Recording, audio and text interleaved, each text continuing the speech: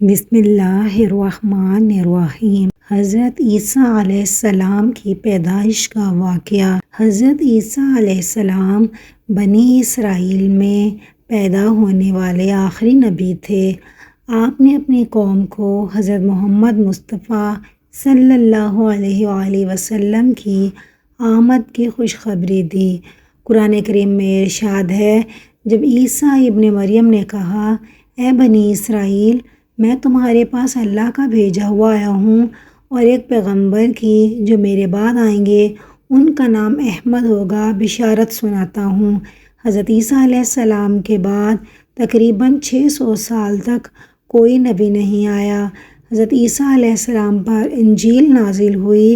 آپ کی عمر مبارک 30 سال تھی اور انجیل کی نازل ہونے کے 3 سال بعد اللہ تعالیٰ نے آپ کو آسمان پر اٹھا لیا۔ قرآن کریم کی 13 سورتوں میں مختلف ناموں سے حضرت عیسیٰ علیہ السلام کا تذکرہ موجود ہے۔ حضرت عیسیٰ علیہ السلام کی قوم پر اللہ تعالیٰ نے مائدہ یعنی کھانا نازل فرمایا، جو کہ وہ بغیر کوئی کام کیے کھاتے تھے، یعنی آسمان سے کھانا نازل ہوتا تھا۔ حضرت عیسیٰ علیہ السلام کی پیدائش کا واقعہ۔ سورہ مریم کی آیت 16 سے 35 کے درمیان حضرت عیسیٰ علیہ السلام کی پیدائش کا ذکر فرمایا گیا ہے۔ حضرت مریم علیہ السلام بیت المقدس سے متصل حجرے میں قیام پذیر تھیں۔ ایک دن وہ مسجد کے مشرقی کونے میں عبادت یا کسی اور مقصد سے تشریف لے گئیں اور پردہ کر لیا۔ وہ حسب عادت یکسوئی کے ساتھ عبادت الہی میں مشغول ہونے کے لیے حجرے کے مشرقی جانب کسی گوشے میں تشریف لے گئیں۔ نصارہ نے جو مشرق کی جانب اپنا قبلہ بنایا ہے اور اس کی بڑی تعظیم کرتے ہیں، اس کی یہی وجہ ہے۔ حضرت مریم اس گوشے میں تنہا تھیں کہ اچانک حضرت جبرائیل امین انسانی شکل میں تشریف لے آئے۔ حضرت مریم نے ایک اجنبی شخص کو یوں اپنے سامنے دیکھا تو گھبرا گئیں۔ میں تجھ سے رحمان کی پناہ مانگتی ہوں، اگر تو اللہ سے ڈرتا ہے تو یہاں سے چلا جا۔ حضرت جبرائیل علیہ السلام نے فرمایا، تم مجھ سے ڈرو نہیں، میں تو پروردگار کا بھیجا ہوا فرشتہ ہوں اور تمہیں ایک پاکیزہ بیٹا دینے کی خوشخبری لے کر آیا ہوں۔ حضرت مریم نہایت حیران اور پریشان ہوئیں اور تعجب سے فرمایا، بھلا میرے ہاں بیٹا کیسے ہو سکتا ہے؟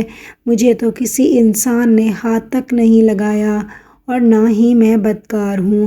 حضرت جبرائیل علیہ السلام نے فرمایا، ہاں بات تو یہی ہے، لیکن اللہ تعالیٰ فرماتے ہیں کہ یہ میرے لیے بہت آسان ہے اور ہم اسے اپنی قدرت تخلیق کے لیے نشانی بنانا چاہتے ہیں۔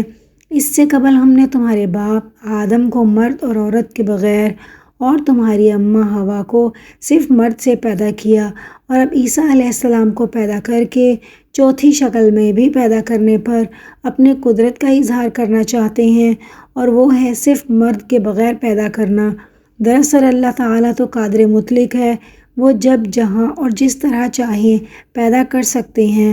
وہ بے جان چیز سے جاندار کو پیدا کر سکتے ہیں اور جاندار سے بے جان کو۔ بیٹے کی بشارت کے بعد حضرت جبرائیل علیہ السلام نے آپ پر پھونک ماری اور وہاں سے چلے گئے۔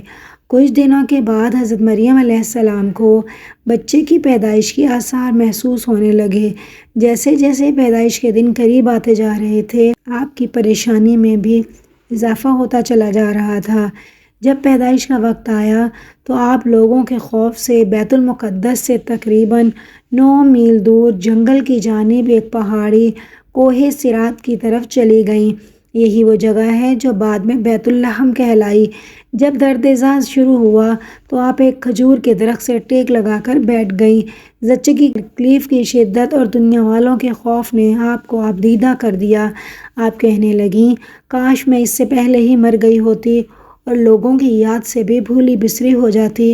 علماء فرماتے ہیں کہ انہوں نے موت کی آرزو اس لیے کی کہ وہ عزیز و اقارب، خاندان، برادری اور لوگوں کو کس طرح مطمئن کر سکیں گی، جبکہ کوئی ان کی صداقت کی تصدیق کرنے والا بھی نہیں۔ ان کی شہرت ایک نیک، پارسا اور زاہدہ کے طور پر تھی، لہٰذا ان کے لیے یہ تصور ہی بڑا روح فرسا اور تکلیف دہ تھا کہ لوگ انہیں بدکار سمجھیں۔ ابھی حضرت مریم انجانے اندیشوں اور وسوسوں میں گھری ہوئی تھیں کہ حضرت جبرائیل علیہ السلام نے وادی کے نیچے سے آواز دی، مریم پریشان نہ ہو، تمہارے رب نے تمہارے قدموں تلے ایک چشمہ جاری کر دیا ہے، اور ذرا اس کھجور کے درخت کو ہلاؤ، دیکھو یہ تمہارے سامنے تر و تازہ کھجوریں گرا دے گا۔ اب تم اطمینان کے ساتھ یہ تازہ کھجوریں کھاؤ، چشمے کا پانی پیو اور بچے کو دیکھ کر اپنی آنکھیں ٹھنڈی کرو، اور اگر تمہیں کوئی انسان نظر آ جائے تو اشارے سے کہہ دینا کہ میں نے روزہ رکھا ہے، میں آج کسی شخص سے بات نہیں کر سکتی۔ اس وقت کی شریعت میں روزے میں کھانے پینے کے ساتھ بولنا منع تھا۔ حضرت جبرائیل کے اس پیغام سے حضرت مریم کو کچھ تسلی ہو گئی کہ اب میرا رب مجھے بدنامی اور رسوائی سے بچا لے گا۔ ولادت کے 40 روز بعد جب طہارت ہو چکی تو حضرت مریم اپنے گھر والوں کے پاس واپس آئیں۔ لوگ نومولود بچے کو گود میں دیکھ کر حیران رہ گئے اور بدگمان ہو کر بولے، اے مریم، یہ تو نے بڑے گناہ کا کام کیا، نہ تو تیرا باپ برا آدمی تھا اور نہ تیری ماں بدکار تھی۔ حضرت مریم نے جبرائیل امین کی ہدایت کے مطابق بچے کی طرف اشارہ کیا۔ روایات میں ہے جب خاندان نے حضرت مریم کو ملامت کی تو حضرت عیسیٰ علیہ السلام دودھ پی رہے تھے۔ جب انہوں نے لوگوں کی باتیں سنی تو دودھ پینا شروع کیا اور اپنی بائیں کروٹ پر سہارا لے کر ان کی جانب متوجہ ہوئے اور شہادت کی انگلی سے اشارہ کرتے ہوئے فرمایا، انی عبداللہ، یعنی میں اللہ کا بندہ ہوں۔ پھر اللہ کی طرف سے نبوت اور کتاب ملنے کی خبر دی۔ اس کے بعد فرمایا، اللہ نے مجھے نماز اور زکوٰۃ کا پابند بنایا اور جب تک میں زندہ ہوں مجھے اپنی والدہ کا حق ادا کرنے والا بنایا اور مجھ کو سرکش و بدبخت نہیں بنایا، اور اللہ کی سلامتی ہے مجھ پر جب میں پیدا ہوا، جب میں مروں گا اور جب دوبارہ زندہ کر کے اٹھایا جاؤں گا۔ لوگوں نے جب نومولود بچے کے منہ سے یہ الفاظ سنے تو وہ حیرت زدہ رہ گئے اور انہیں یقین ہو گیا کہ بی بی مریم پاک دامن ہے اور یہ بچہ اللہ کا برگزیدہ بندہ ہے۔ اس واقعے کے بعد خاندان اور بنی اسرائیل کے سمجھدار لوگ دونوں کی بڑی عزت کرنے لگے اور انہیں خیر و برکت کا باعث سمجھنے لگے۔ حضرت عیسیٰ علیہ السلام کی پیدائش جس پہاڑ پر ہوئی، یہ جودیہ کے پہاڑوں میں واقع بیت لحم فلسطین کا ایک بہت بڑا گاؤں ہے جو سطح سمندر سے 800 میٹر کی بلندی پر واقع ہے۔ بیت لحم کے جنوب میں چند میل کی مسافت پر کوہ صراطہ کے دامن میں وہ تاریخی مقام ہے جہاں حضرت عیسیٰ علیہ السلام پیدا ہوئے۔ اس غار سے متصل کونے میں ایک پتھر نصب ہے جس میں ایک گول سوراخ ہے۔ بتایا جاتا ہے کہ اس جگہ کھجور کا وہ درخت تھا جس کے متعلق قرآن مجید میں ذکر ہے کہ اے مریم، اسے ہلاؤ تو کھجوریں گریں گی۔